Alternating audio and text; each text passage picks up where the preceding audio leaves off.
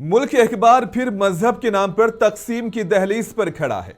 I love Mohammad के बाद अब आई लव महादेव की मुहिम ने सियासी और जारहाना रंग देकर गलियों में नफरत का बाजार गर्म कर दिया है।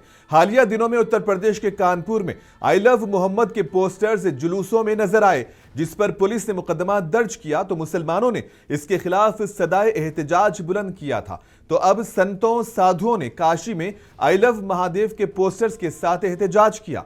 बज़ाहिर ये मोहब्बत के नारे हैं, मगर अंदर से ये मुल्क को एक नाजुक मोड़ पर ले जा रहे हैं। ये पहला मौका नहीं है कि मजहब को मरकज़े सियासत बनाया गया हो। हर इलेक्शन से पहले या किसी बड़े कौमी मसले से तवज्जो हटाने के लिए ऐसे तनाज़ात जन्म लेते हैं। किसानों के मसाइल हो या महंगाई की मार, तालीम का गिरता मेयार हो या सेहत का तबाहाल निज़ाम, नौजवानों की बेरोजगारी हो या औरतों के अदम तहफ़्फ़ुज़ का एहसास, इन सब पर चुप्पी और मजहब पर शोर क्यों? सनतों, साधुओं और मजहबी गुरुओं का सड़कों पर आना ये किस बात का इशारा है? सच्चे मजहबी रहनुमाओं को चाहिए कि वो इश्तियाल अंगेजी के बजाय अमन और भाईचारे का पैगाम दे, पर नहीं। शंकराचार्य नरेंद्र नंद सरस्वती का बयान कि हम 70% अक्सरियती तबके को सड़कों पर लाएंगे, क्या अकलियतों के खिलाफ ये खुली धमकी नहीं है? क्या इन सनतों पंडितों पर भी यूएपीए के तहत केस होगा जैसे मुसलमानों पर होता है? क्योंकि कानून सबके लिए बराबर होना चाहिए।